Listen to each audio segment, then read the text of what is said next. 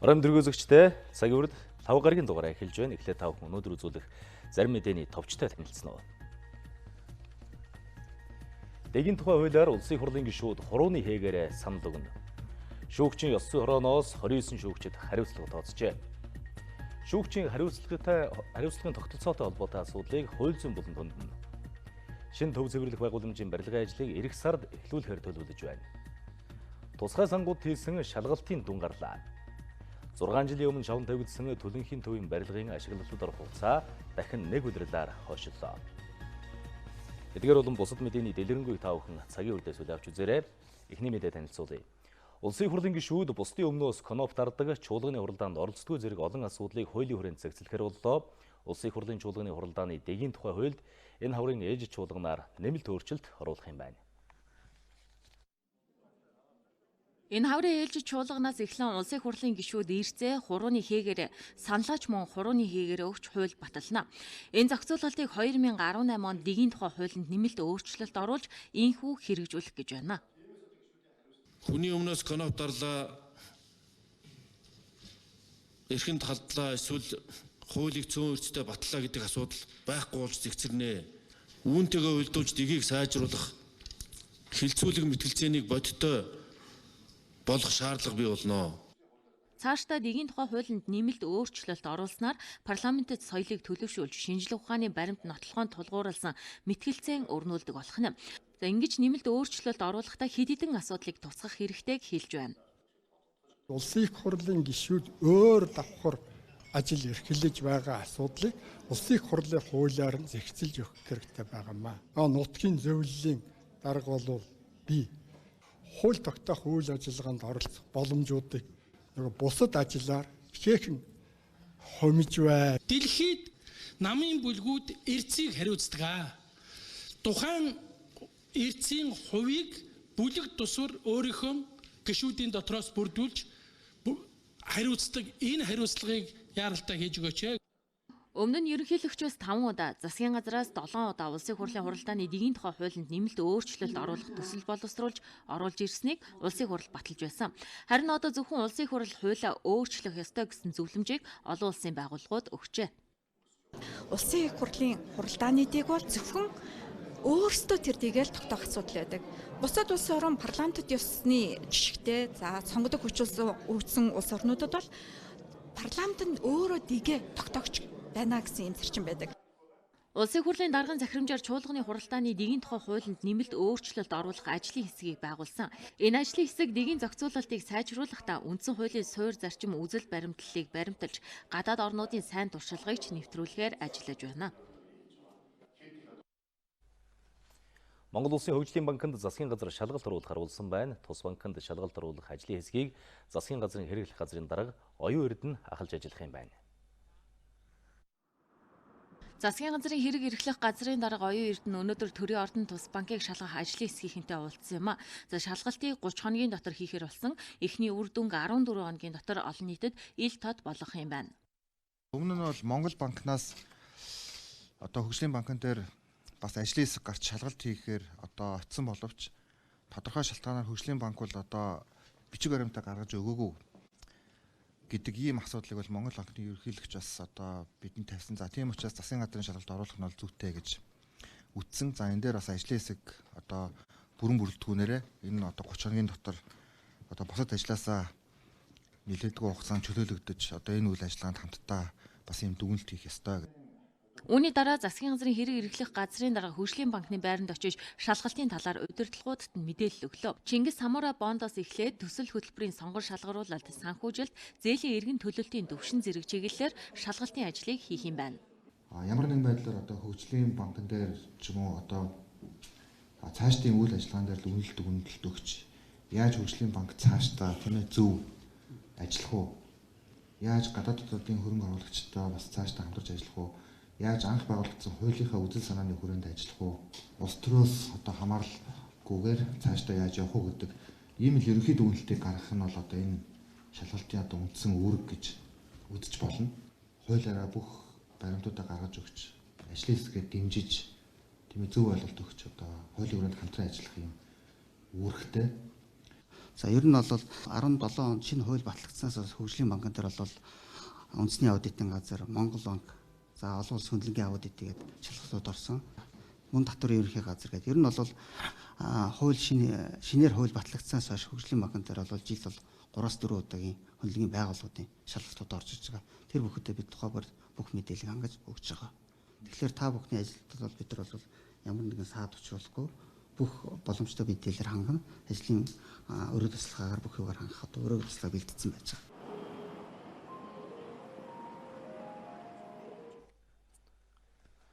Соёл урлагийн үндэсний зөвлөлийн анх дахь хуралдаан өнөөдөр болсон. За энэ хуралд Монгол улсын ерөнхий сайд хүрээс хуралдсан байна. Хуралдаанаар салбарынхан цаашид хэрхэн ажиллах зорилгоо тодорхойлж мөн хийх ажлаа ярилцсан юм.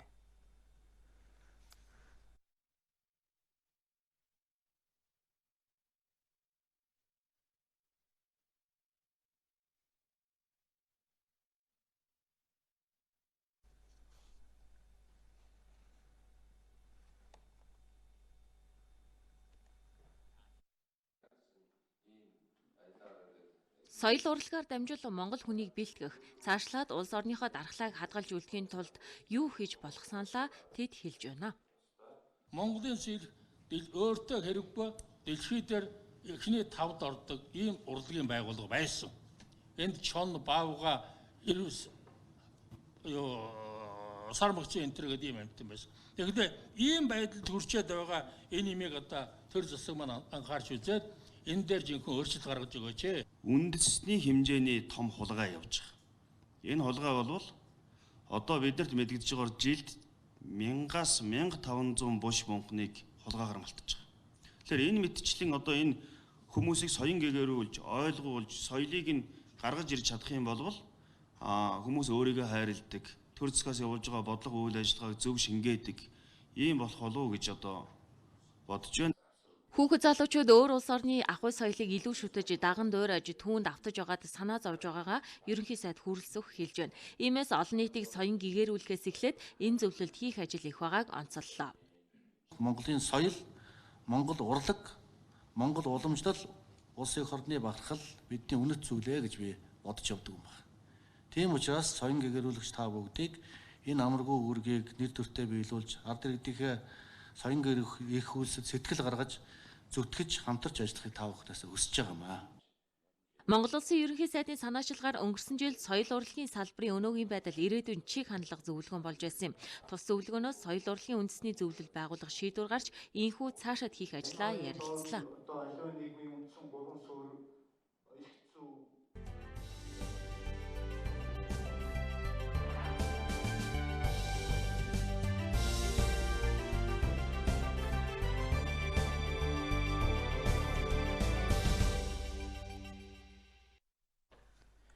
Цагийн хөтөлбөр энэ 7 хоногт 2019 оны бүтээн байгуулалт тус эдийн хүрээнд цуврал сурвалжлага бэлтгэн хүргэж байна.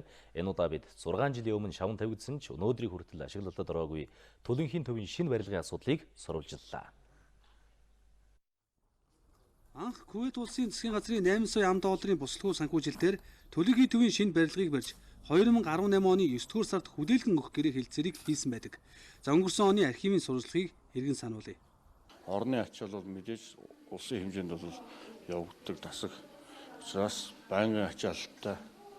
Тэгээд сүүлийн үед бол одоо гал төмөр бусад төлөгдлөх мөн гэмчэндээ гай сүүлийн тусалж шахах бас харцсангүй бас буурахгүй нэмэгдэх төлөвтэй байгаа. За жижиг сажиг асуудлаас бид нар бол гэрээний хугацаанд дээр хэлцээгээд хойшлуулад 2019 оны 2 дугаар үйлдвэрлэлд бол багтааж ашиглалтанд оруулахаар л аль талаас хичээгээл ажиллаж байна. Төлөнхийн төвийн барилгыг 2019 оны 2 дугаар үйлдвэрлэлд багтаан ашиглалтанд оруулна гэж оны өмнө ийхүү мэдээлж байсан. За гэтэл энэхүү хугацаа ихад хойшилсон. За одоогийн байдлаар 3 дугаар үйлдвэрлэлдээ багтаж ашиглалтад оруулна гэсэн хариултыг өгч байна. Ямарсан хөрөнгөний асуудал шийдэгдсэн гэсэн. Тэгэхээр энэ оны 10 сартаа багтаагаад ашиглалтанд оруулах гэсэн төлөвлөгөөтэй байгаа та. За 10 сараас хойш хэтгээд энэ ондоо бас дахиад бас нэг өөр хүндрэл төвшөл гарчлаа гэдэг одоо хүлээгдэх тийм тал байгаа болоо юу гэж бодож байна? Байхгүй гайгүй хоот. Сагуулчлаас шийдэх тийм үү гайгүйтэй. Барилгын өсөлтөд ажиллаж ерөнхийдөө өсөлтөд ажиллах 80% болсон байгаа.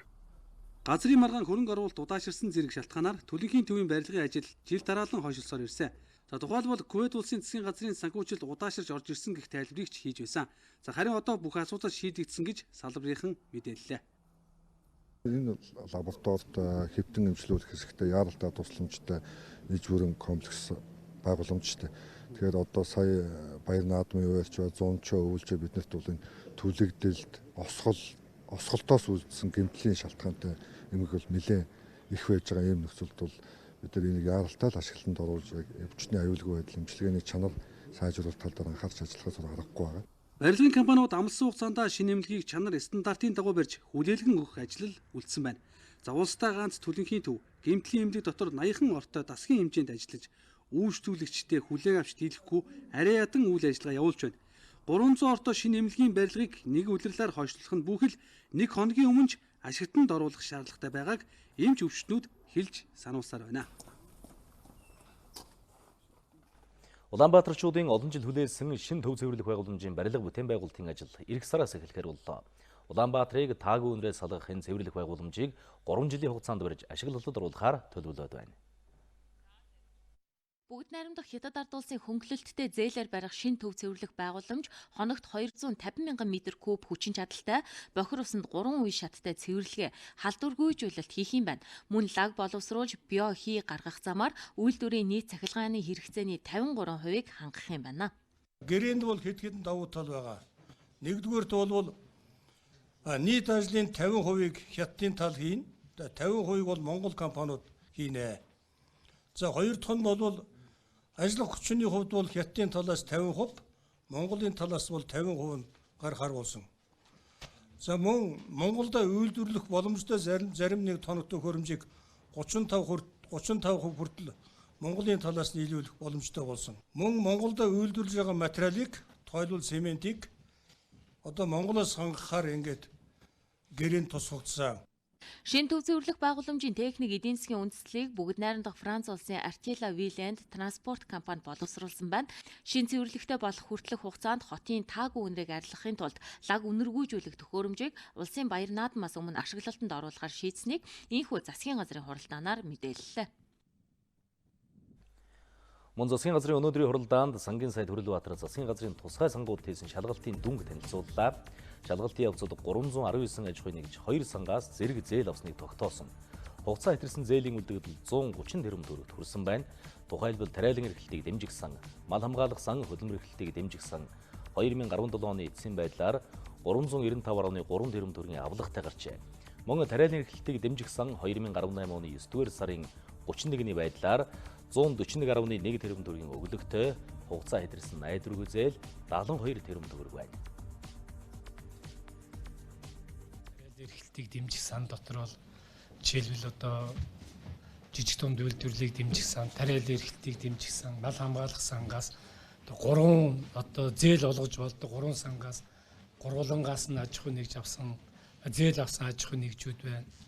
За 2 сангаас нь зээл авсан 319 аж ахуй одоо нэгж байна. Энэ бүх мэдээллүүд нь Монгол банкны зээлийн мэдээллийн санд тусдаггүй учраас ордоггүй учраас одоо зээлийн иргэн төлөлтөнд нь одоо тааруу байдаг 130 тэрбум төгрөгийн одоо хугацаа хэтэрсэн өөр байсан. Одоо энэ нь бол 100 орчим тэрбум төгрөг болж бас одоо буусан зүйлийн одоо 1-2 сарын хугацаанд нэлээд эрчимтэйгээр энэ эргэж төлөх ажлуудыг бол нэлээд сайн зохион байгуулагдсан.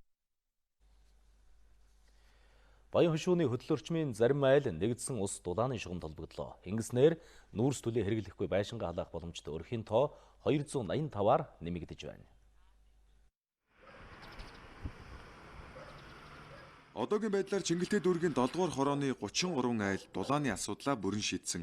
Харин үлдсэн 250 гаруй айлын цэвэр бохир ус цахилгаан дулааны холболтын ажлууд хийгдсэн ч байшингийнхаа дотоод холболтыг гүйцэтгээгүй байгаа юм байна. Үүнийг хийхэд нэг айлаас ойролцоогоор 2-3 сая төгрөг зарцуулна. Хашаа байшинг хэлүүд үтсэж байгаа шүү дээ. Бүхэлдээ гоорчлаа. Ялгаах бол байраас тухайг одоо халуун өтөн бохор төвийн хажааг бол хөцөлөх. Бажлаас ороо ярьж ирсэн чи дулаахан хүүхдүүдэд үлдээсэн чи бас гаалгаж хоолоо хүүтэн байгаа болоо гэж санаа зовоод байгаа. Намраас ингээл эхлэл хийгээд эхэлсэн. Тэгээд яг идэвлэр халаалт орсон. Тэгээд нөгөө манай 2 жил тенээр халж ирсэн. Тэгээд тен дээр жоохон 100 гаруй мянган төгрөг болоо жоохон үнэтэй л дээ. Халаалт тавиад ирэнгүүтэл гоё болсон. энэ жишг гудамжаа бол одоо бүр ийм сайхан бүр үлгэр жишээ бас нэг гэрэлтүүлэгтэй гудамж болгоё гэсэн ийм бас төлөвлөгөөтэй бас ингэж ажиллаж байна. Хамгийн гол нь иргэд өөрсдөө энэ миний гудамж, миний хороо өнгө үзэмжтэй байвал бидний амьдрал сайжирна гэдэг л бас юунд сэтгэлтэй явах хэрэгтэй гэдгийг би бас иргэдэд хандаж хэлмээр байна. Төсөл хамрагдсан энэ орчим 5 гудамтай. Дулаан орохоор гудам бүр автцам, явган хүний зам, дугуйн замтай болно. Камержуулалт, гэрэлтүүлэг, ногоон байгууламжийн ажил ч мөн хийгдэнэ. Герман технологиор цэвэрлэх байгууламж барьж эдгээр айлын бохир усыг шийдсэн нь хөрсний бохирдлыг багасгах зөв шийдэл болсон тухай төслийнхэн мэдээлж байсан юм. Гэр хорооллын айл өрхийн агаар хөрсний бохирдлыг шийдэх гол шийдлийн хүрээнд энэ төслийг анх эхлүүлсэн. Бид нар анх хятадын хөнгөлөлтөө зээл 5 тэрбум дараа нь төсөвт мөнгө суулгаж агаад 10 тэрбумын хүрээнд ингэж 285 айлын дунд нэг дэд бүтц бүхий сервисийг бий болгоод тэрнээсээ л одоо бүх инженерийн шугам сүлжээ энэ 285 айлыг хангана. Нэг байшин 1 метр квадрат 400 орчим мянга барьж болж байна гэж сая бас хэлж байна. Ингээ бодох юм бол үндсэндээ бол 5 дахин бага зардлаар халуун хүүтэн устаа, хаавстаа, цэвэр бохир устаа, дээрэс нь хүүхдийн тоглоом хэлбатаа, тэгээ гаражтаа, хүлэмжтэй одоо өөрийнхөө жилийн хэрэглээ ногоогоо тарьчдаг, тэг хүнснийхээ ногоо тарьчдаг. Ийм байдлаар ингээд аятаа тухтай амьдрах юм бас сайхан боломж, хашаандаа сайхан амьдрах боломжийг бас бүрдүүлж болох юм байна гэдэг одоо тодорхой төсөл мөрөнд эхэлж байна. Цэвэрлэх байгууламж бол ингэж айлуудын дунд хийжсэн тохиолдол Улаанбаатарын төвөнд байхгүй. Энэ цэвэрлэх байгууламж ашиглан орсноос хөрсний бохирдлоос алж бүх нөхөн жорлонгуудын шийдлүүд бий болж байна. Нийслэлийн төсвөөс энэ жил Баян зүрх сонгон хайрхан дөрөв тус бүрдээ 500 айлын дунд шийдлүүдийг хийж эхэлж байгаа. Ингээд ийм дэд үтсийн шийдлүүдийг бид нар үе шаттай хийгээд явж байна. Ус дулаанд холбогдсон айлууд өвөлдөө 100-аас 130 мянга, зундаа 60-аас 80 мянган төгрөгийн хэрэглээний зардал гаргах юм байна. Мөн энэ төсөлд хамрагдаж чадаагүй ойролцоох 200 айлыг нэмж дулаанд холбох боломжтой. Цаашдаа сонгон хайрхан, Баян зүрх, Сүхбаатар дүрэгт 200-аас 500 өрхийг дэд бүтцийн төв төсөлд хамруулах ажил үргэлжилнэ. Гэр хороололд амьдарч байгаа иргэн бүр ойр орчмынхоо айлуудтай хамтарч 200-аас дээш өрхийн саналыг нэгтгэж чадвал энэ бүтээн байгуулалтад хамрагдах боломжтой юм байна. Төслийн хүрээнд урт хугацаанд нийслэлийг бүхэлд нь дэд бүтцэд хамруулах төлөвлөгөөтэй байгаагаа гэр хорооллын дэд бүтцийн газраас танилцуулж байлаа. Өмнөг аймгийн Хамбог цумтай оюу толгой уурхайг холбосон 35.1 км замын нээлт боллоо. Зам ашиглалтад орсноор оюу толгой уурхайд ажилдаг иргэд ирж очихдоо 5 тухтай зорчих боломжтой болж байна. Оюун жижигхэн Хамбогд сум хизээ Эрдэнэт шиг том хот болох вэ гэдэг хүлээлт байдаг. Оюу толгой манай хамгийн том зис алтны орд бол үүнийг дагсан дэдвүтсийн хөгжил орон нутгаас нь эхлэх ёстой. Одоогийн байдлаар Хамбогд сум усан хангамж, эрчим хүч, сургууль, цэцэрлэгийн цогцлбороо шийдсэн, харин өчигдөр нээлттэй хийсэн 35.1 км зам бол Өмнөг аймгийн 2018 оны шилдэг бүтээн байгуулалт юм а. Тогтвортой хөгжил гэдэг бол бүс нутгийн эдийн засгийн хүчин чадлыг нэмэгдүүлэхэд суурь болох үндсэн болон нийгмийн дэд бүтцийн хөгжил юм. Энэ утгаараа шин зам нь бүс нутгийн хөгжилд томоохон түлхэц болох бүтээн байгуулалт гэж хэлж болох юм а. Зам барих ажил байгаль цаг уурын хувьд ихээхэн хүндрэл бэрхшээлтэй тулгарсан ч бид хамтдаа том ажлын ард амжилттай гарч чадлаа. Зам барихтаа байгаль дэлхийд бас нутгийн малчтад мал сүрэгт ээлтэй байхаар хичээл зүтгэл гаргажээ. 35 км замд мал, ан амьтан гарах боломжтой 15 ширхэг гарц байгуулсан байна. Археолог, палеонтологийн шинжилгээ хийж түүх соёлын үнэт зүйлсийг хөндөхөөс сэргийлсэн 6 төрөл зүйлийн нийтдээ 10,000 гаруй ховор ургамлыг шилжүүлэн суулгасан гэлээ. Яг гэвэл энэ маань ингээ газарны эдэгдээд махтаа уучлалтай болчих учраас энэ урд нь ургажсэн одоо нутгийн ховор ургамлуудыг бол бид нар одоо үржүүлгийн талбайтай тэгээд талбай дээр авчиж дахиад тармилжуулаад тэгээд үрийг эргүүлээд энэ орон нутагт нь бас нөхөн сэргээлтэндээ ашиглах боломжийг бүрдүүлснээр бас онцлог байж байгаа. Хамгийн гол нь хатуу хүчилттэй зам ашиглалтад орсноор тоосчлт буурах ач холбогдолтой юм гэж нутгийн малчид олзуурхаж байлаа. 27 см зузаантай стандартаар баригдсан замд 3 жилийн баталгаа хугацаа өгч орон нутагт хариуцуулжээ. Олон жил энэ хамагт оюутлогын хоорондын замдаар чинь том жижиг тэрэг ачаадны хүнд даацсан ингээд олон их авто машинуудын хөдөлгөөн байсан. Тэгэхээр бидний хамгийн нэгдүгээрт олзуурах юм бол энэ тоо шорооны асуудал угаасаа ингээд байхгүй болж байна. Тэгэхээр бид нар энэ замыг цаашдаа арчилж зөв авч явах, мөн даацыг тохируулах, бид нар хүн даацын машингаар явуулахгүй тийм ээ. Бусад одоо энэ ажил дээр бид нар анхаарах ёстой. Энэхүү замын бүтээн байгуулалтад зориулж оюу толгой компани 46 тэрбум төгрөгийн санхүүжилт хийсэн байна.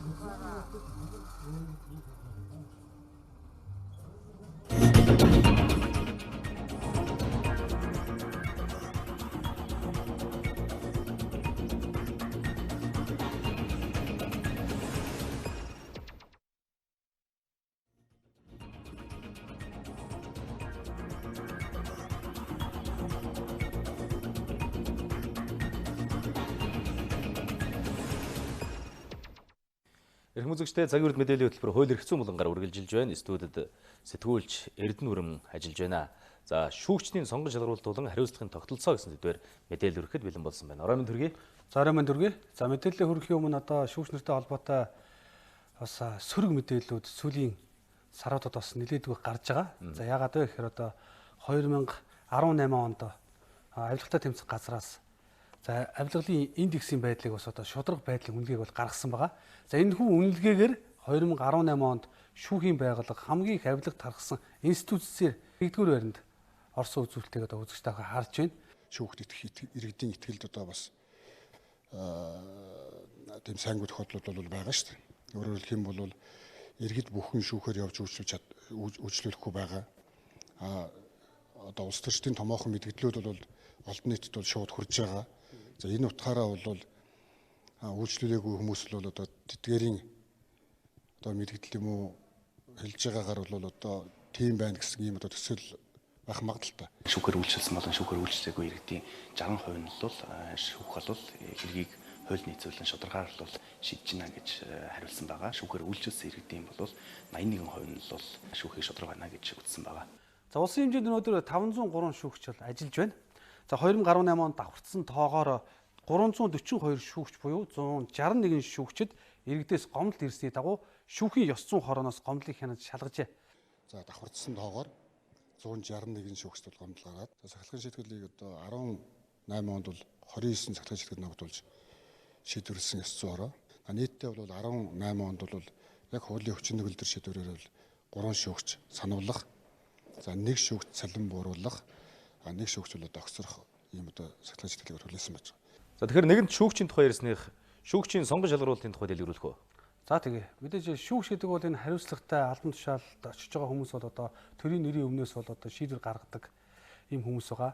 За хууль хяналтын байгууллагад дундаа ч гэсэн одоо хамгийн өндөр цалин тооцогдох цалин хангамжийг бол одоо шүүгчнэр бол авж байгаа. За энэ хэрээрээ бас хариуцлагын тогтолцоо за мөн одоо энэ шүүгчээр томилгоонд бол одоо нэлээдгүй бас олон шалгуур үзүүлэлтүүд байх ёстой гэдэг зүйлийг бол хэлдэг.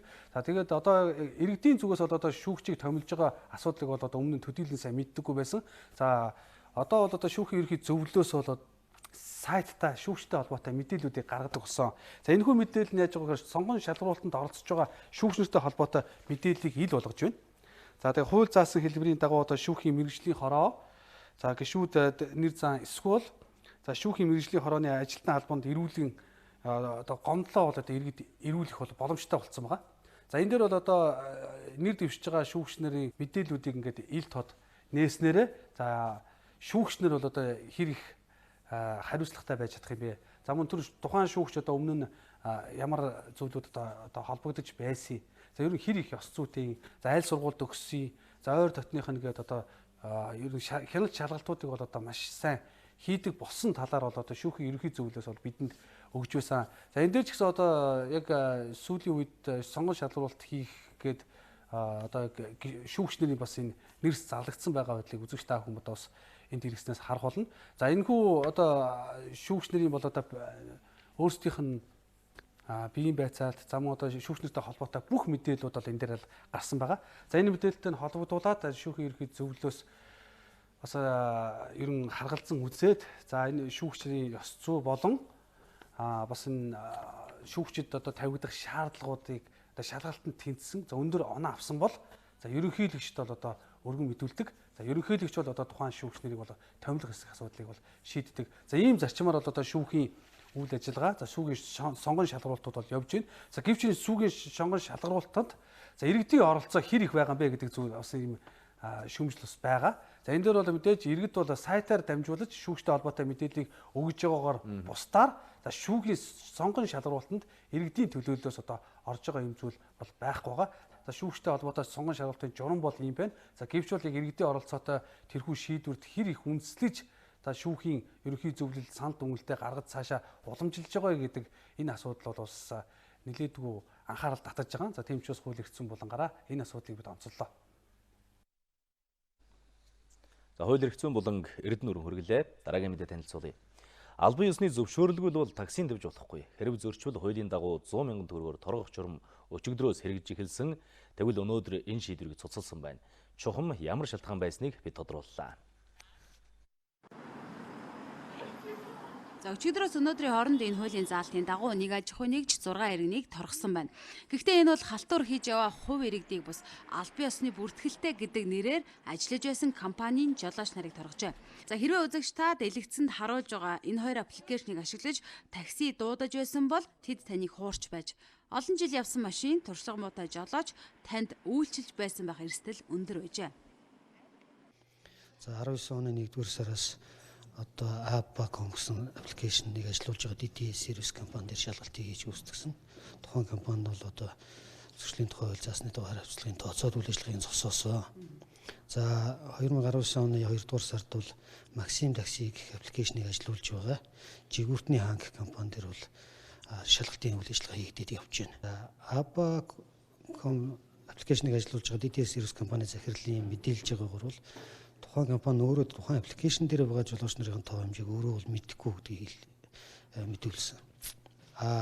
Maxim такси аппликейшнийг ажиллуулж байгаа компанийн ажилтан бол ойролцоогоор 1200 орчим тээврийн эрс бүртгэлтэй гэсэн мэдээллийг бидэнд өгöd байгаа. За жолооч нарыг торгож байгаа энэ хуулийн заалт хувь иргэдэд хамаагүй. Иргэн хуваарь ажиллахдаа техникийн шаардлагыг хангаж байгаа бол таксинд явах боломжтой юм байна. Туршлагатай жолоочийн тээврийн хэрэгсэл нь 2009 оноос хойш үйлдвэрлэгдсэн. За зөв талдаа жолооны хүрдтэл бол зөвшөөрөгдөх юм байна. Такси гэдэг юм чинь амжиргаа шүү дээ. Хүний амжиргаа, хүний амьдрал.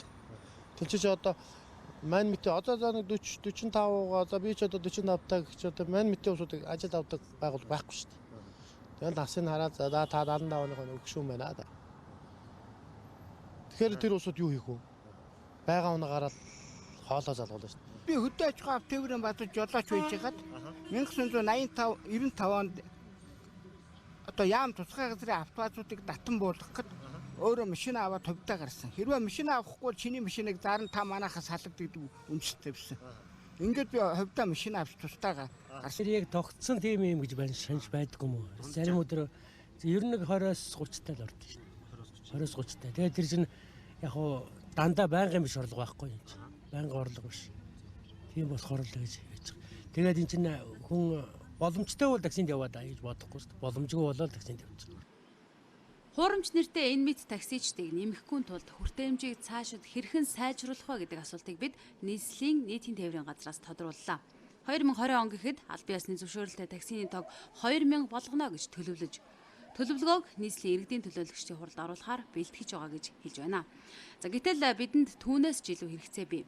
Таксины хүртээмж хамгийн хангалттай байсан үе буюу 2003 оны мэдээнээс харахад 869,912 хүнтэй нийслэл такси үйлчилгээний 61 байгууллагын 3,960 такси үйлчилгээнд гардаг байжээ. Түүнээс хойш хүртээмж улам хомигдсаар өнөөдөр хэрвээ албан ёсны бүртгэлтэй таксины тоог үйлчлүүлэгчид нь хуваах юм бол 2000 хүнд нэг такси оногдож байна.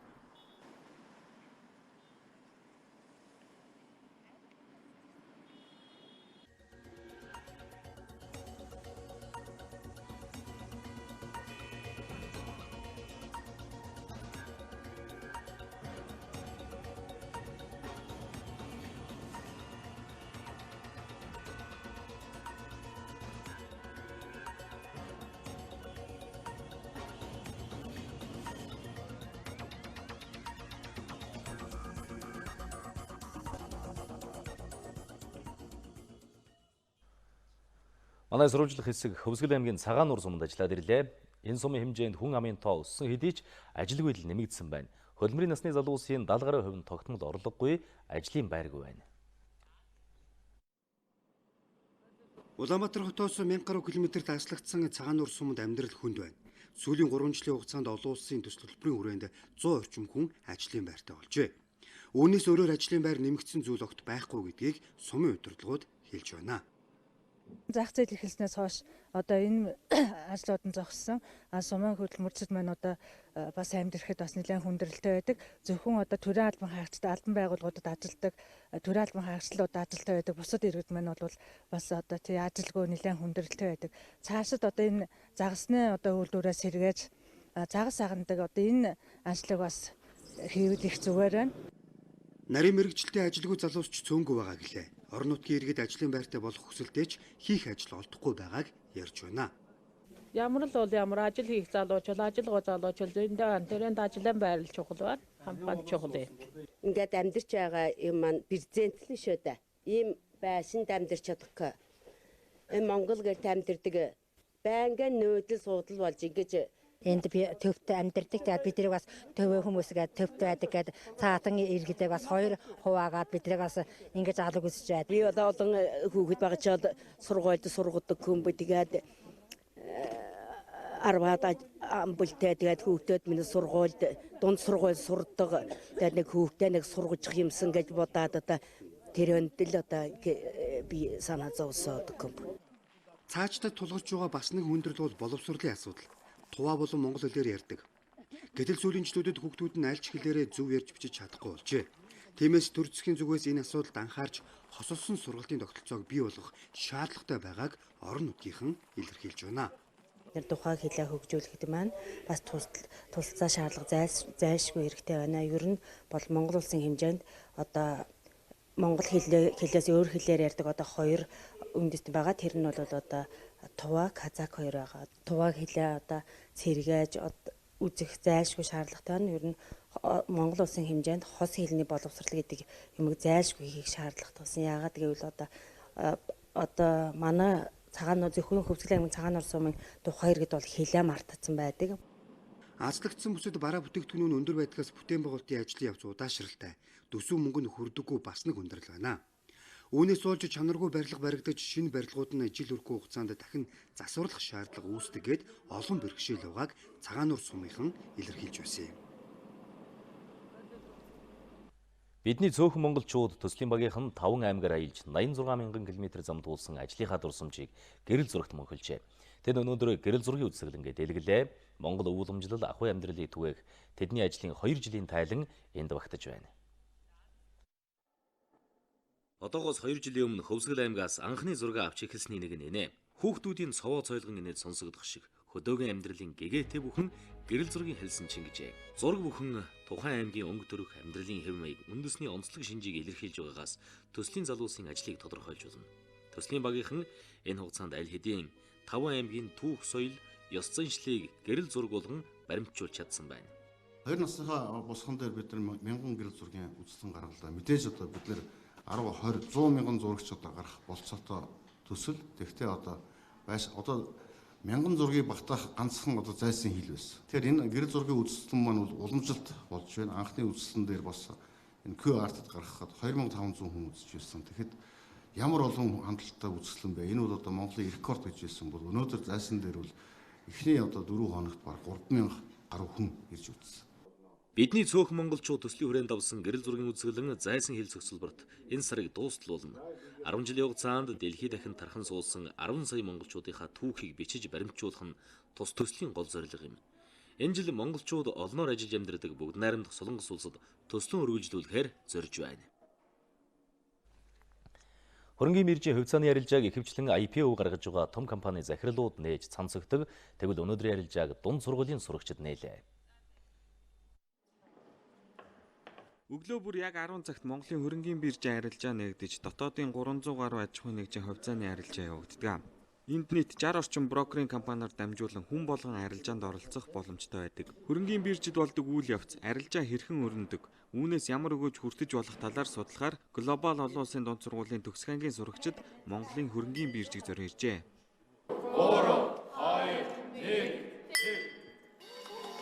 Баг дундаа ингэж байхдаа бол хөрөнгийн бирж, эдийн засгийн одоо дотоодын нийт бүтээгдэхүүн гээд ойлголтуудыг сонсоод ерөөхдөө бол ингээд нэг барагцаалтахаар нэг сэтгэл боддог байсан бол одоо бол онлайн судалчаад цаан зөх үйл ажиллагааг одоо ингээд оролцсондоо бас маш их баяртай байна. Өнөөдрийн энэ үйл ажиллагаараа би яг энэ Ешт бэлтэж авах хугацаанд сурсан бүх онолуудаа практик болгоод ч юм уу яг яаж амьдрал дээр иргэдийн мөнгө нь яг яаж иргэдийн хүмүүс тэрийг яаж худалдаж авдیں, үнэ нь яаж хэлбэлцдэг гэх мэтээр олон мэдээлэл авчаасан. Тус сургуулийн сурагчид дунд ангиас эхлээд нийгмийн ухааны хичээл дээр эдийн засаг бизнес хичээлийг үздэг юм байна. Ингэснээр хүүхдүүд багаасаа мөнгөний үнцнийг мэдэрч санхүүгийн суурь мэдлэгтэй болно гэж багш нь хэлж байна. Өнгөрсөн хичээлийн жилдээ манай хүүхдүүд маань бизнес судлалын хичээлээр сурагчийн компани байгуулаад анхудаа өөрсдөө сурагчийн компани үйлдвэрлэх бүтээтгүүнээ өөрсдөө сонгоод маркетинг судалгаануудаа өөрсдөө хийгээд яг сурагчийн загвар компани шиг бусад компани шиг тийм загвар компаниар ажилласан хүнд хэцүү хөдөлмөр байдаг юм байна. Ээж аваа маань бас яг энэ мөнгө олохдоо тийм хэлбэр биш байдаг юм байна гэдэг тийм ойлголтуудыг бол бас давхар орж байгаа. Бусад сургуулиуд бас үлгэршээ аваад хийгээсэй. Тэгэх юм бол 10 жилийн хүүхд сургуулаа төгсөхдөө би бизнес эрхлэхэд бол тодорхой хэмжээний хөрөнгө оруулалтаа хөрөнгөний зах зээлээс босох боломжтой маа гэдгийг ойлгоод ухаарад гарах юм бол тухайн хүүхдүүдтэй цаашдаа ирээдүйд нь маш чухал юм. Монгол улсын боловсролын системийн хэмжээнд хэрэгжиж байгаа ерөнхий боловсролын сургалтын хөтөлбөрт нийгэм судлалын хичээлдэр эдийн засгийн ухааныг сонгож суралцах боломжтой байдаг. Хүн бүр эдийн засагч болох албагүйч санхүүгийн харилцаанд өдөр тутам орж байдаг учраас заавал сонгон суралцах хичээлийн жагсаалтад оруулахад буруудах зүйлгүй гэж багш нар хэлж байна. Харилцаа холбооны салбарын хөгжил өдрийн хэрхүр шинжлэгдэж байна. Өнгөрсөн онд манай улс үүрэн холбооны хэрэглээний үн төлбөрийг нэмэлгүйгээр үйлчилгээний хурдыг сайжруулжээ. Ингэснээр орон нутаг болон алс хязгаар газрын интернет сүлжээний хурд мөн суурин утасны хэрэглээ нэмэгдсэн. Үүний адил олон өөрчлөлт шинжил энэ салбарт өрнөж байна. Монголын цахилгаан холбоо өнгөрсөн онд хэрэглэгчийн үйлчилгээг сайжруулах зорилгоор нэмэх нэг хөтөлбөрийг орон даяар хэрэгжүүлэн техник технологийн томоохон шинжилгээ хийсэн байна. Ингэснээр интернет хэрэглэгчдийн хурдыг нэмэгдүүлсэн энэ онд цахим үйлчилгээний төрөл хүртээмжийг сайжруулахаар төлөвлөж байна. Өнгөрсөн 18 онд мөн цахилгаан холбоо компани орон нутагт томоохон хөрөнгө оруулалтуудыг хийсэн. За тэрний эхлэл болгож өнөөдөр Япон шүлжээний өргөтгөлийг хийхээр Баян-Хонгор аймагт төлөвлөж байна. Мөн 19 онд кабелийн телевизийн олон сувгийн үйлчилгээний нэвтрүүлэхээр компаниас ингэж томоохон төсөв хөтөлбөрүүдийг орон нутагт чиглүүлж байгаа нь бас бидэнд бас ажлын бас урам энэ дээр хичээл зүтгэж мөн орон нутгийн ард иргэдэд өнөөдрийн эрэлт хэрэгцээ шаардлагад нийцсэн энэхүү харилцаа холбооны үйлчлэгээ хүргэх ийм боломжгүй хаалгыг нээж байгаагаараа онцлог байна л гэж би хэлмээр байна. Хэрэглэгчийн төлбөр тооцооны үйлчлэгийг хөнгөн шуурхай онлайнаар хийх, хэрэглээгээрээ төлөх, за мөн вакцины үйлчлэгийг бид нэвтрүүлэхээр бэлдэж байна. За энд бол кабелийн телевиз буюу олон сувгийн телевиз, интернет, телефоны багцлсан үйлчлэгээ, за дээр нь улс хот хоорондын үйлчлэгийг оруулаад бас дөрвөлсөн үйлчлэгээ зэргүүдийг оруулж энэ ондоо багтаан биднээс хэрэглэгчтэй ребрендинг буюу уламжлалт үйлчлэгээр шинчилсэн хэлбэрт уян хатан нөхцөлтэйгээр оруулах, за уян хатан таата төлбөрийн нөхцлүүдийг бий болгохоор ажиллаж байна. Харилцаа холбооны салбарынхан энэ оныг борлуулалтын жил болгон зарлажээ. Ингэснээр төрийн үйлчлэгээг иргэдэд хялбар хүргэхэд илүү анхаарч ажиллах юм байна. Баялаг бүтээгчдэд бизнесийн орчноо өргөжүүлэхэд дэмжлэг үзүүлэх хэд хэдэн боломж нөхцөлийг Улаанбаатар банкнаас сануулгаж байна. Тодорхойлбол Тус банк бизнесийн зээлийн хүүг хамгийн бага хэмжээнд түргэн бууруулжээ. Үндэсний үйлдвэрлэлийг дэмжих чураатай Тус банк бизнес эрхлэгч баялаг бүтээгчдийг бодиттой дэмжих ажлыг үе шаттай хэрэгжүүлж байна. Зах зээл дэх бизнесийн зээлийн хүү 2% байгаа бол Улаанбаатар хотын банк 1.6% болгож буулгалаа. 1.6 болгож байна гэдэг нь бол бид нар бизнес эрхлэгчнийг бол бодиттойгоор дэмжиж байгаа юм бол илрэл байгаа. Манай банк бол 150 гаруй мянган харилцагчтай байгаа. За тэгээд давтан бизнес авч байгаа хүмүүс төр бол бид нар яг энэ хүүгээр уламжуулалыг нь бол олгоо явж байгаа. Ер нь бүх бизнес эрхлэгч нар бол хамрагдах боломжтой байгаа юм. Бизнесийн зээлийн хүү буурсан нь бизнес эрхлэгчдэд олдож байгаа боломж гэдгийг Тус банкны үйлчлүүлэгчид илэрхийлж байна. Ресторан нээх гээд яг ерөнхийдөө зээлийн бүтээгдэхүүнүүд нэлээд судалсан. Улаанбаатар банкын сонгосон шалтгаан нь бол нэлээд бас боломжийн хямд хүүтэй төслийн зээлийг санал болгож байсан болохоор эднийхийг сонгож үйлчлүүлсэн байгаа. За ер нь бол жижиг дунд бизнес эрхлэгч болон стартап бизнесүүдэд бол хөнгөлөлтөө зээлийн их усур маш чухал байдаг. Би Улаанбаатар банкаар үйлчлүүлээ ер нь 2 дахь зээл авч эхэлж байгаа. Тэгээд зээл авахад яг бол цэцгэл хангамжтай байгаа ч боломжийн үн тэгээ боломжийн саналаар хүүгээ авсан болохоор Улаанбаатар хотын банк бизнес эрхлэгчдэд дэмжих хүү багатай бизнесийн зээлийг ирэх 7 дугаар сар хүртэл олгох юм байна. Эрдэнэт үйлдвэрийн түүх 40 жилийн зориулсан Монгол шуудан компани Эрдэнэт 40 жил сэдвт алтан маркийг бүтээж үйлчилгээнд гаргасан байна. Тусгай технологиор бүтээсэн алтан маркийн нээлт өнөөдөр Эрдэнэт хотод боллоо. Шуудангийн маркийн сэдвийн төлөвлөгөөг жил бүр Монгол улсын засгийн газраас баталдаг. Энэ төлөвлөгөөний дагуу Эрдэнэт 40 тусгай технологийн алтан марк нь шуудангийн үйлчилгээнд орж байгаа 1041 дэх сэдвийн марк болж байна. Тухайн марканд Эрдэнэт үйлдвэрийн 40 жилийн түүхэн хөгжил дэвшил өнгө төрхийг багтаасан нь Монгол орныг дэлхийд таниулахад чухал ач холбогдолтой гэж мэрэгжилтнүүд үнэлж байна. Монголчуудын соёл өвийг тээж байдаг, түгээж байдаг ийм чухал хэрэгсэл байна гэж боддог. Тэгээ хамгийн гол нь алтан маркийн хувьд бол бас Монголын түүхэнд дөрөвдүгээр байгаа юм байна. Марк бол өөрөө тухайн улс орны түүхийг илэрхийлж идэг тийм үнц зүйл. Тэгээд тэр утгаараа бол марк өөрөө их үнцэнтэй байдаг. За манай одоо маркийн улсын фонд гэж байгаа. Өөрийн одоо фондууд бол тодорхой хэмжээний бол маркууд бол хадгалаатай байдаг. За яг одоо 1041 сэдвээр гарсан бүх маркны одоо дээжүүд бол бүгдээрээ улсын фондод хадгалаатай байж байгаа. Эрдэнэ 40 жил сэдвт маркийг 22 каратын алтан ялцсан дээр тусгай хിവэр шахаж, офсет хэвлэлийн технологиг хослуулж хийснээрээ онцлогтой. Энэ маркны зураачаар Монгол шуудан компани зураач Монгол улсын соёлын тэргүүний ажилтан Бат Эрдэнэ дизайнераар ган уягнаар ажиллаж, тус компани уран бүтээлчид Эрдэнэт үйлдвэртэй хамтран хагас жилийн хугацаанд бүтээсэн байна. Найрамдлын хөшөөгийн дүрслээд, доор нь нөгөө дурсгалын жисэрийг хийсэн анхны медальоныг дүрслээд, тэгээд нэг галт тэргээр нэг анхны баяжмлаа экспортлж байгаа тэр түүхэн ботогийн дүрслээ. Монгол шуудан компани уулуурхаан сэдвээр анх 1977 онд Эрдэнэтийн овооны ордыг түшгэлсэн их бүтээн байгуулалтыг бэлэгдэн Эрдэнэт уулын баяжуулах үйлдвэр нэртэй нэг нэрийн маркийг гаргаж байжээ. Үүнээс хойш гарч байгаа Эрдэнэт 40 жил алтан марк дугтууны нээлттэй худалдааг өнөөдөр зохион байгууллаа. Би та бүхэнд анхаарал татсан мэдээлүүд хүргэлээ. Үргэлжлүүлэн олон улсын мэдээлэлээс үргэхээр тоомч цогтой студид ажиллаж байна.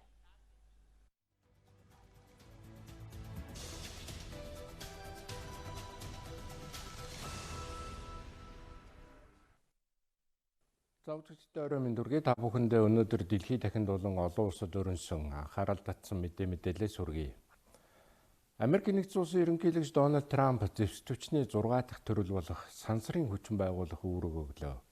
Хэдийгээр энэ хүчин зэвсэг хүчний шинэ төрөл болох ч гэлээ цэргийн нисэх хүчний яамны харьяалалд байх юм байна. За цагаан ордны хэвлэл мэдээллийн албаны тухай уламжилж байна. За Трамп Пентагоны тэргуунд холбогдох хуулийн төсөл боловсруулж Конгресст оруулахыг үүрэг болгожээ. Зэвсэг хүчний шинэ төрөл өөр ингэсэн штабын даргатай байх бөгөөд за энэ хүн Америкийн нэгдсэн улсын зэвсэг хүчний штабын дарга нарын нэгдсэн хорооны бүрэлдэхүүнд орох юм байна. За хэдийгээр сансрын хүчин гэдэг нь зэвсэг хүчний шинэ төрөлч гэлээ сансрын хүчний үйл ажиллагааг ерөнхийлөгч томилж Конгрессийн Сенат батлах энгийн хүн өөрөөр хэлбэл цэргийн нисэх хүчний яамны орлогч сайд удирдах юм байна. За энэ бүгдээс үзэхэд зэвсэг хүчний шинэ төрөл цэрэг нь өмнөөс төлөвлөж байсанчлан бүрэн хэмжээнд бие даасан бус байх юм байна. За Трамп энэ сарын 18-ны өдөр сансрын хүчин байгуулах үүрэг өгсөн бөгөөд дэд ерөнхийлөгч Майкл Пенси хэлснээр шинэ хүчний бүтэц зохион байгуулалтын үндсийг Америкийн засгийн газар 2020 он гэхэд бэлэн болгохоор тооцож байгаа юм байна. За шинээр байгуулагдах цэргийн хүчин Америкийн зэвсэг хүчний 6 дахь төрөл цэрэг болох бөгөөд одоогийн байдлаар Америкийн нэгдсэн улсын айрамд хуурай замын цэрэг, цэргийн нисэх хүчин, тэнгисийн цэргийн хүчин, за тэнгисийн явган цэрэг, энергийн хамгаалалт гэсэн 5 төрөл цэрэг байдаг юм байна. За эдгээр цэргийн хүчнийг тэргүүлж байгаа хүмүүс ерөнхийлөгчийн тэргүүлдэг сайд нарын танхимд багтдаггүй. Эсвэргээр шууд батлан хамгаалахын сайдад захирагддаг юм байна. Еврокомиссийн дарга Жан-Клод Юнкер өнөөдөр Брюсселд Их Британий ерөнхий сайд Тереза Мэйтэй ярилцлага хийж нэгдсэн монголын улс Европ холбооноос гарах асуудлын эргэн тойронд бий болсон нөхцөл байдлыг хэлцэнэ. За энэ бол урдаас төлөвлөөгүй уулзалт гэдгийг Еврокомиссийн албан ёсны төлөөлөгч Маргаритис Хинас хэлж байна. Юнкер дарга Тереза Мэйтэй өнөөдөр Брюсселд уулзна. Энэ бол урдаас төлөвлөөгүй уулзалт. За тэгээж Европын холбоо Их Британтай байгуулсан Брекситийн тохиролцооны агуулгыг өөрчлөхгүй. Энэ тал дээр хатуу зогсно гэдгийг Хинас онцлолоо. За мөн түүний хэлснээр Европын холбоо болон Их Британийн талаас ярилцаанд оролцогчид энэ 7 хоногийн сүүлээр дахин уулзах бөгөөд энэ уулзалтаар талууд байр сууриа ойртуулах ямар нэг боломж байгаа эсхийг дахин судалж үзэх юм байна. За өнгөрсөн 1-р сарын дундуур Британийн парламентын доод танхимын гишүүд Брекситийн асуудлаар Европын холбоотой байгуулсан тохиролцооны төслийг хэлэлцээд эсрэг санал өгсөн юм а. Парламентын 432 гишүүн Лондон болон Брюсселээс 2018 оны 11-р сард дэмжигдсэн тохиролцооны эсрэг санал өгсөн. За тохиролцоо хүчин төгөлдөр болохын тулд Британийн хууль тогтоогчид дэмжиж Европын холбооны гишүүн бүх орны парламент хэлэлцэж батламжлах ёстой юм байна. За Их Британи улс Европын холбооноос гарах үйл явц ирэх 3-р сарын 29-нд эхэлж За үүний дараагаар 2020 оны сүүл хүртэл шилжилтийн үе гэж үргэлжлэх юм аа. За хэрвээ Лондон, Брюссел хоёр тохиролцоонд хүрч чадахгүй тохиолдолд Их Британи улс Европын холбооноос ямар нэг тохиролцоогүйгээр гарна. За ингэх тохиолдолд Их Британи улс Европын холбооны нэгдсэн зах зээл Галийн холбоонд гишүүнчлэлгүй болж Европын зах зээлд борлуулах Британийн бараа бүтээгдэхүүнд татвар хоногдуулах сөрөг талтай юм аа. За цаашлаад тохиролцоогүй гарах тохиолдолд Их Британи болон Европ төв хооронд тээврийн харилцаа холбоо хүндэрч зарим нэг бараа бүтээгдэхүүний хомсдол бий болж нэгдсэн вант улс болон Европ холбооны гишүүн орон хооронд худалдаа хийхэд саад дотгор үүсэх аюултай юм аа. Америкийн нэгдсэн улсын төлөөлөгчдийн танхимын хяналтын хороо Трампын засаг захиргаанд шалгалт хийж цагаан ордон Сауди Арабид цөмийн технологи худалдсан эсхийг тогтоохоор болж байгаа юм байна. Хэрвээ энэ үнэн бол Америкийн нэгдсэн улсын үндэсний аюулгүй байдал занал хийлээ зогсохгүй Сауди Арабыг цөмийн бөмбөгтэй болох боломжтой болгож байгаамаа гэж хорооноос өчигдөр зарлан нийтэлсэн 24 хуудас бүхий тайлан илтгэл өгүүлсэн байна. За мөн баримтад өгүүлснээр Трампын засаг захиргааны өндөр зиндааны зарим гишүүд Сауди Арабид 10-аад атомын цахилгаан станц барих төслийг лоббидсан. За ингэхдээ Америкийн цөмийн технологиг ямар ч аюулгүй байдлын баталгаагүйгээр худалдахаар байсан юм байна. За энэ том төслийг хэрэгжүүлснээр ашиг олох хүмүүс нь Трампын нэлээд ойрын хүмүүрийн хүмүүс байх юм байна. За анхандаа энэ төслийг ураг шахиулах ажлыг бол 2017 онд ерөнхийлөгчийн аюулгүй байдлын асуудал эрхэлсэн зөвлөхөөр томилогдсноос хойш 1 сарын дараа ажилласаа халагдсан Майкл Флин гэдэг нөхөр гардан зохион байгуулж байсан. Дараа нь энэ ажлыг үндэсний аюулгүй байдлын зөвлөлд ажиллаж байсан. За Майкл Флин нэлээд ойр хүн хэмээн тооцогддог Дерек Харви гэгч нөхөр үргэлжлүүлсэн байна. За хожим энэ хүнийг ажлаас нь халсан юм байна.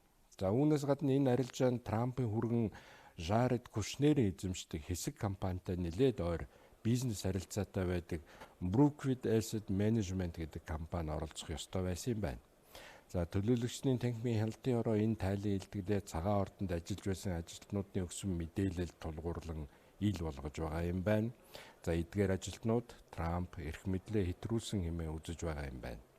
За цөмийн технологийн талаарх тохиролцоо Америкийн хууль тогтоомжийг зөрчөө зогсохгүй.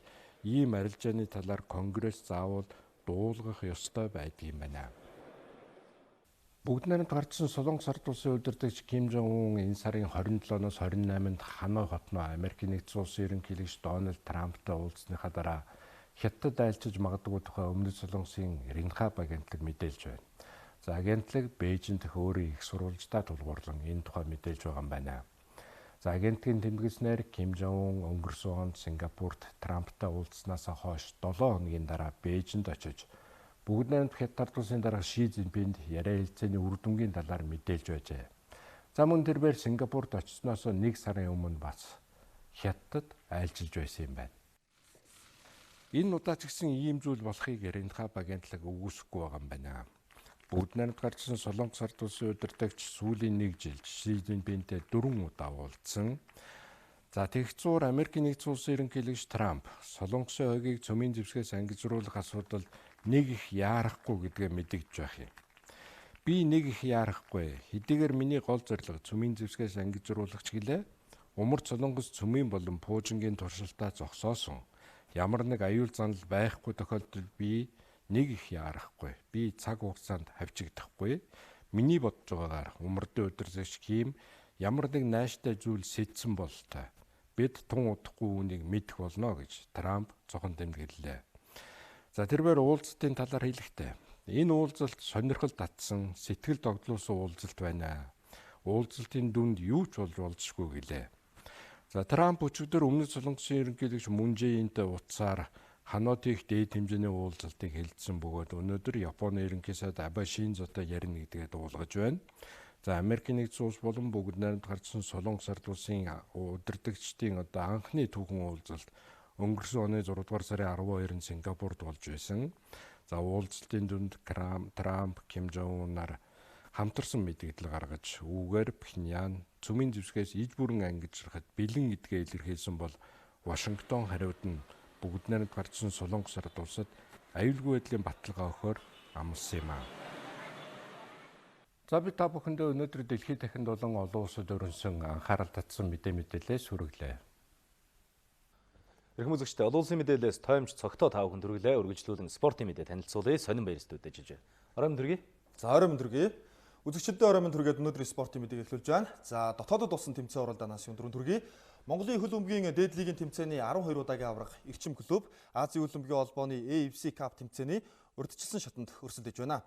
Тэмцээний шатанд эрчим клубын хамт олон бүгд найрамдах ардчилсан Солонгос ард улсын Роман багтаа хужраа таарсан 2 багийн эхний тоглолтын өдөр Монголын хөл бөмбөгийн холбооны цэнгэлт хүрээлэнд боллоо.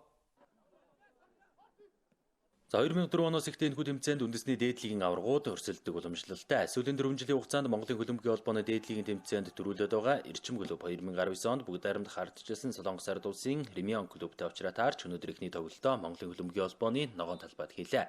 Тоглолтын 12 дахь минутанд зочин багаас эхний голыг Ким Сон Мин оруулсан бол 19 дахь минутанд Ри Хун, 42 дахь минутанд Ким Ван Жинер гол оруулснаар тооны харьцаа 3-1 болсон юм а.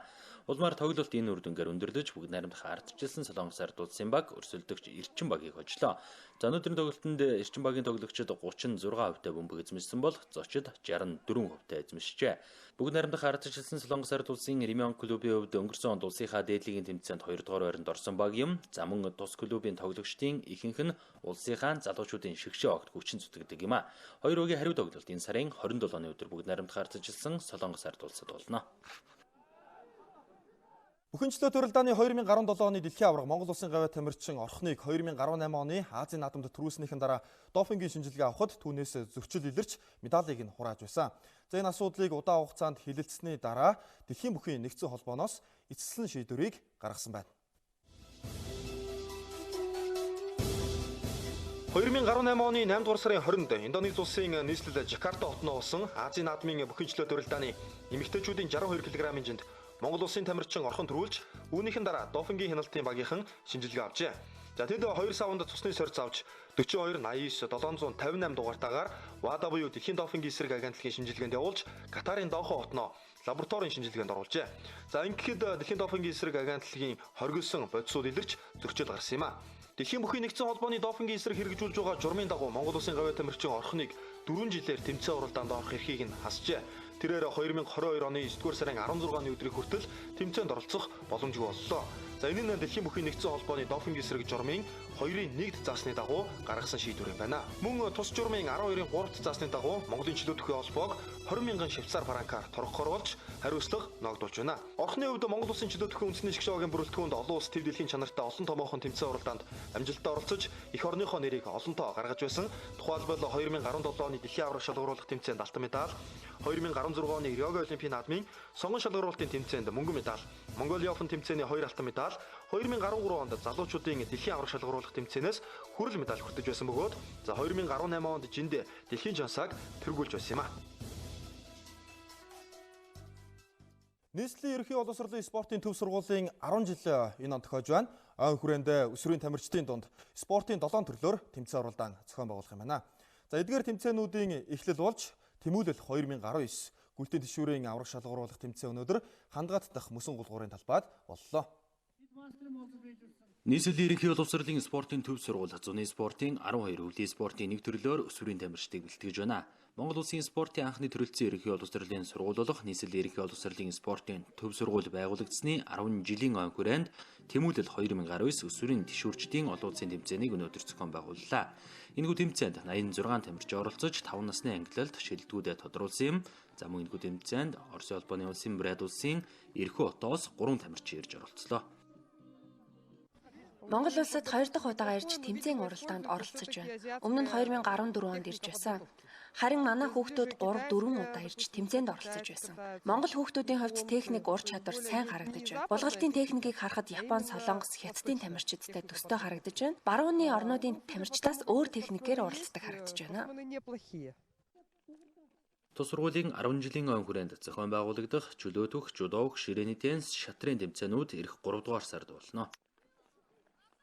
Манай улс их оронд болсон уралдаан тэмцээний мэдээлэлээс үргэлжлүүлээ хүргэе.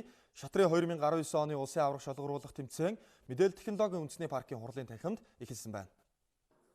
Шатрын улсын аврах шалгаруулах тэмцээн анхан шат, хагас шигшээ гэсэн 3 ишдээ зохиогдно. Анхан шатны тэмцээнд эрэгтэй гадаад дотоод чансаа 2100, эмэгтэй 1800 хүртэл чансаатай 130 гаруй шатарчид оюун ухаанаас орин өрсөлдөж байна.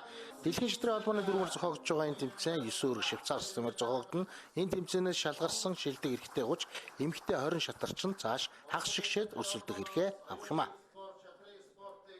Тэмцээнд төрүүлсэн шатарч, алтан медаль авсан шатарчдаа эх орондоо 4 сар зохиогдох Азийн бүсийн 3 тэмцээнд одоо урилгаар оролцуулах ийм одоо нөхцөл олгож байгаа. Тэгэхээр энэ бол одоо манай шатрын урам хайрлсан ийм мэдээлэл байх болно гэж үзэж байна. Монголчууд өөрсдөө оюуны потенциалтай ийм хүчрэг улсууд тэгээд энэ дээр илүү их одоо улс маань хөрөнгө зарцуулаад, цаг зав зарцуулаад илүү их одоо дасгалжуулалтан дээр анхааруул бас дэлхийд бас илүү их нэрээ гаргах юм байна гэдгийг бас саяны энэ олимпийн аваргууд бас харуулж ирсэн. Монголын шатрын холбооноос оюуны спорт, шатрын спортыг хөдөө орон нутагт чиглэл хөгжүүлэх зорилготойгоор улсын аврах шалгаруулах тэмцээнийг 2017 онд Хинтээ аймагт, 2018 онд Архангай аймагт зохион байгуулсан бол энэ жилийн шатрын улсын аврах шалгаруулах тэмцээний шигшээ тэмцээн 9-р сард Хөвсгөл аймагт болох юм байна. Одоо та бүхэнд дэлхийд дахинд болсон онцлог үйл явдлын мэдээлэл сүргэе. Сонирхогчдын бокс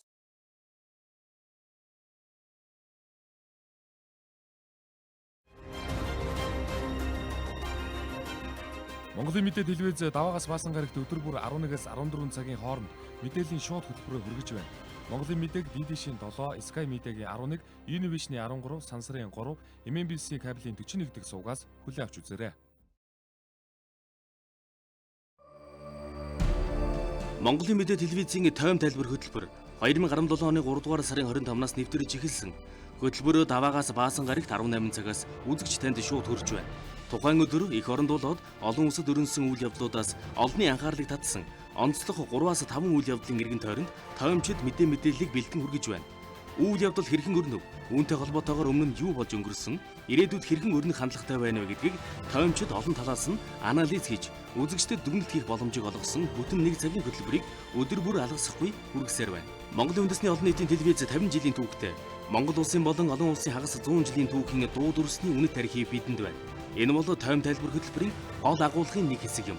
Монголын мэдээ телевизийн тойм тайлбар хөтөлбөрийг тоймч алдан гэрэл, цэнд, сэтгүүлч үр цайх, олон улсын тоймч цогтоо, төвшин жаргал, редактор Ариун Жимэг нар үзэгч танд хүргэж байна.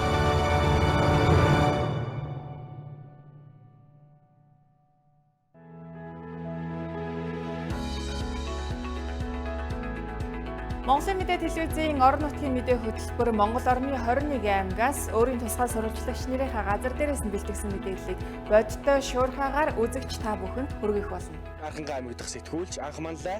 Монголын мэдээд сурвалжлагч Саран Чимэг. Монголын мэдээ сувгийн сурвалжлагч Наран Цэцэг. 2017 оны Монгол улсын шилдэг аймаг Өмнөг аймагаас Дархуул аймаг дахь сурвалжлагч Буян шиг мэдээлж байна. Улсын хөгжил сумаас сумын хөгжил багаас эхэлнэ. Говьалтай аймгийн 18 сум 2 тосгон 84 багийн ард иргэдийн аж амьдрал Цагийн мэдээ